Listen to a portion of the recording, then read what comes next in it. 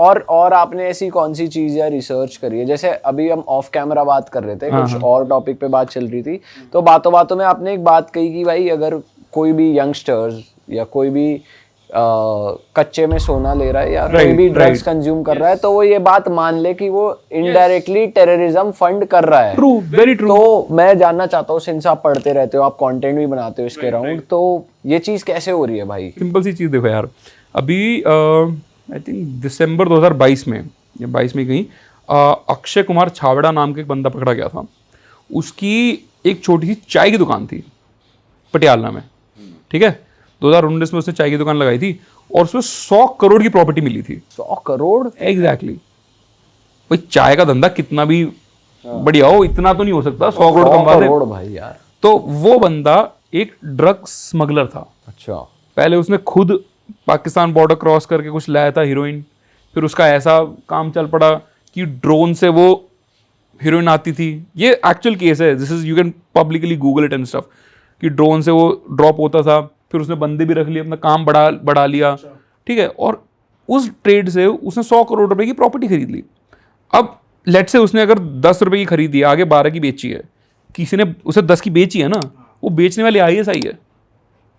ISI का बहुत बड़ा source of income drug trade है। अच्छा। अफगान तालिबान जो है, जो अफगानिस्तान में रूलिंग पावर है, because thanks to the great power America, उनकी one of the biggest source of income is opium. हमारे देश में 2021 में मुंद्रा पोर्ट पे 3000 किलो हीरोइन पकड़ी गई थी। 3000 kilo, just wrap your head around 3000 kilo, कितना, क्या नंबर है यार? कितने की वर्थ होगी वो? आई थिंक उसकी उस टाइम पे declared value as per the articles was 21,000 crore. Shit भाई। 21,000 करोड़ नाना करके शायद $2 बिलियन हो गया। शिट भाई। If I am not wrong, हाँ $2 बिलियन हो गया। Shit bro. इतने की एक बारी में पकड़ी गई है। और गेस वो कहां से आ रही थी? ईरान के बंदर अब्बास पोर्ट से। अच्छा। तो लगा ईरान से, नहीं, ईरान के बंदर अब्बास पोर्ट में थी, अफगानिस्तान से। और अफगानिस्तान में से वो क्या डिक्लेयर हो गई थी, क्या बोल रहे थे भाई, कुछ तो कहेंगे ना भाई, इंपोर्ट हो रहा है प्रॉपर, फर्नीचर में आएगी, वो टेलकम पाउडर कह के आई थी। ये सोचो भाई, अफगानिस्तान में ऐसा कौन सा टाल्क स्टोन है सही बात है, जो इस कदर ट्रेडिंग कर दे रहा है, जो हमें यहाँ चाहिए। तो टैल्क स्टोन भी होते हैं, ऐसी बात नहीं है। उस जब ऐसे कंसाइनमेंट आते हैं उसमें टैल्क स्टोन भी मिलते हैं, क्योंकि वो शायद 3 बड़े बड़े कंटेनर थे, तो उसमें बहुत हैवी क्वांटिटी टैल्क स्टोन था। और उसके नीचे कहते हैं पाउडर है, जब टैल्क स्टोन टूट जाता है, उस पाउडर में ये हीरोइन थी। वो स्पेशल मार्क बैग्स में थी। जो छाबड़ा साहब थे, ये टमाटो जूस के डब्बे में बेचते थे, अनार के जूस के डब्बे में बेचते थे। और भाई ये वो केसेस जो सामने आ गए हैं, और कितने केसेस जो सामने आते ही नहीं होंगे भाई। 2021 में हुआ था वो। डू यू रियली थिंक कि ना 2021 से पहले ना 2021 के बाद, जैसे वो एप्स्टीन वाली चीज है, डिमांड सप्लाई वाली है ना, डिमांड तो होगी उसकी।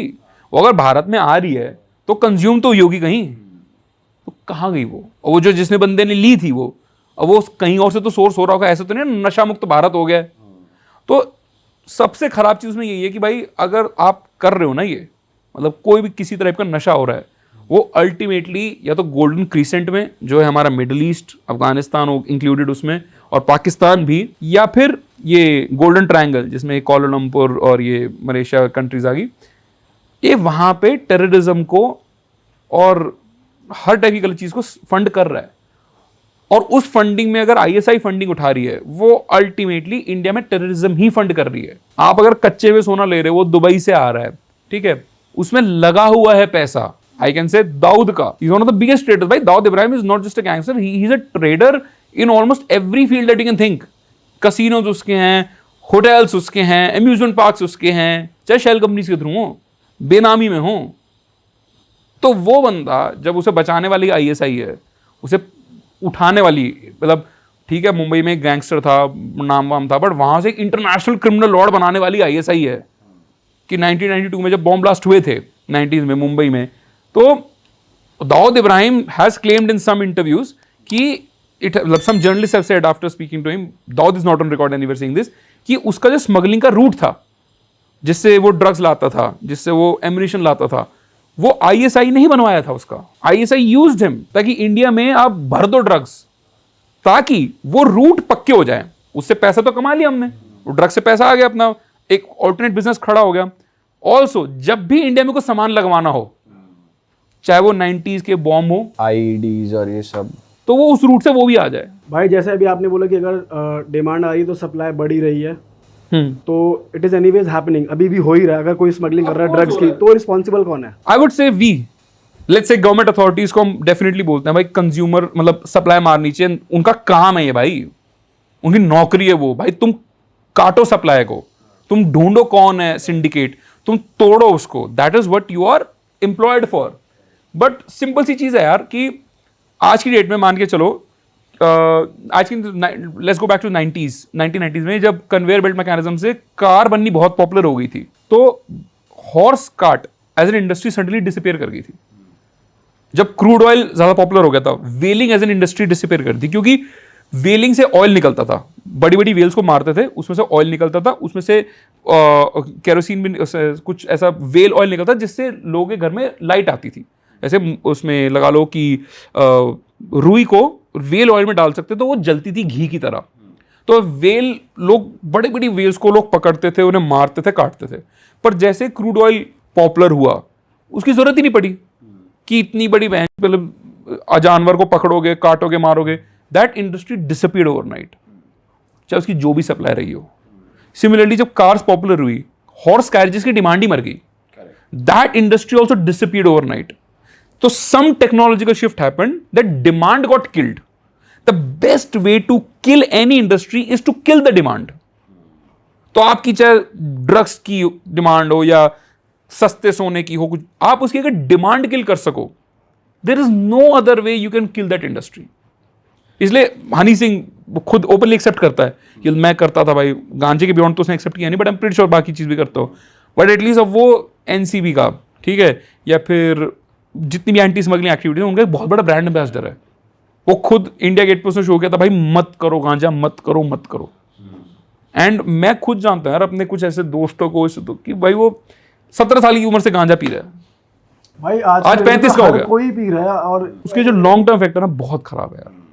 अगर ये बात समझ में आ गई तो ठीक है, बट ये ना कि पॉप कल्चर ऐसा बन गया है कि अगर नहीं पी रहा तो भट्टू है तू। भाई हर चीज का फिर पीआर भी तो है ना, पीआर है बिल्कुल है।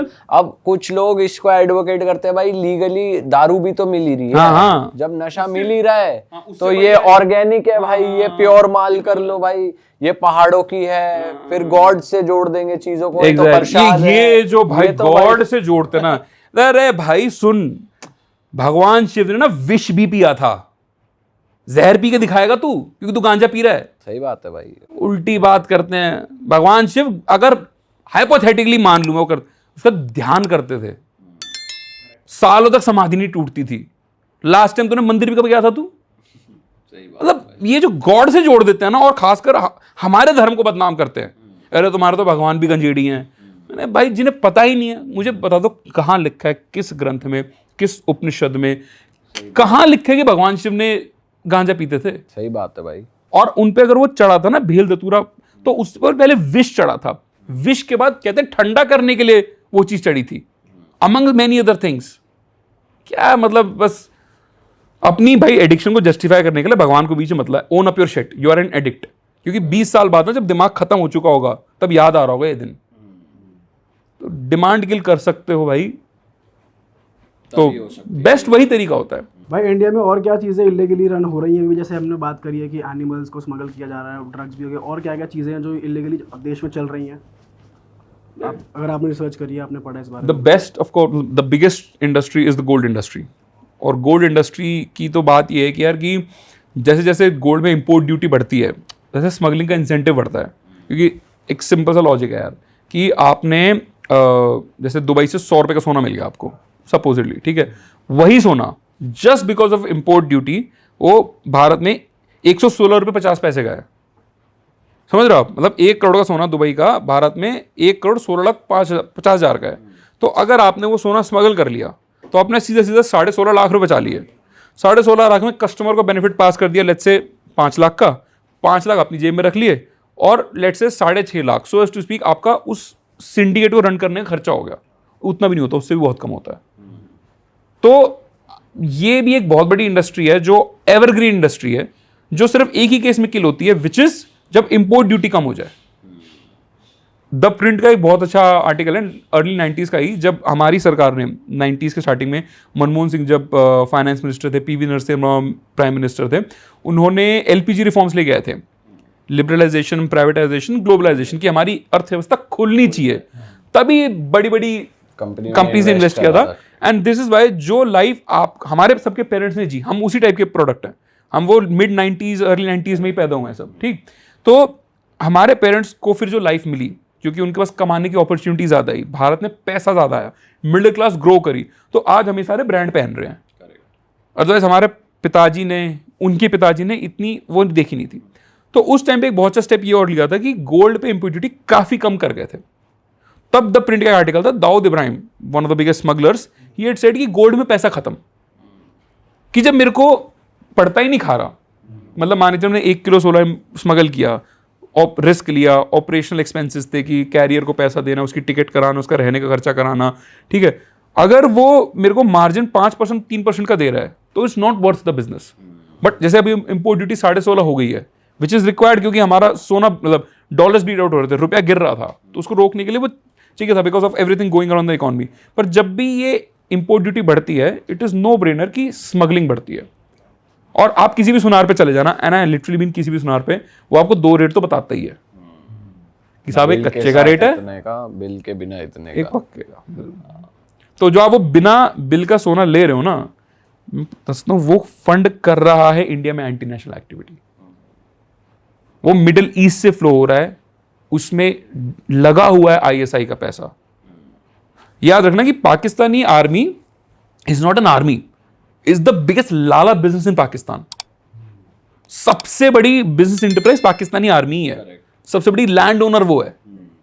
तो उन लोगों के लिए जब वो बिजनेस की तरह रन कर रहे हैं, उनके लिए सबसे बड़ा प्रोडक्ट है fear mongering, which is fear mongering against India, कि उनकी रेलेवेंसी क्या है, इसलिए वो कभी कश्मीर मुद्दे का सोल्यूशन नहीं होने देंगे।